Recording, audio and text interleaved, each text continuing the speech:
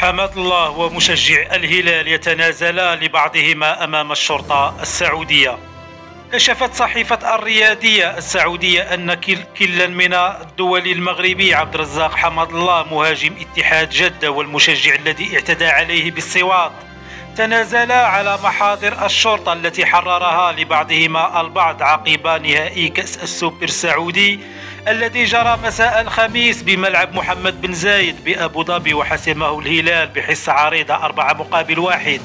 هذا وكانت الشرطة الإماراتية قد أوقفت المشجع الهلالي الذي ضرب حماد الله بصوات عقب مشادات بين الطرفين أسفرت عن قيام اللاعب بإلقاء المياه على المشجع الذي رد بطريقة عنيفة اتجاه اللاعب حماد الله. هذا ويذكر أن عبد الرزاق حماد الله سجل الهدف الوحيد للاتحاد بعدما حصل على ركلة جزاء احتسبها الحكم إثر عرقلة من رينان لودي ليسددها المغربي، ويتصدى لها مواطنه ياسين بونو قبل أن يرتد إليه ليضعها في الشباك من مسافة قريبة.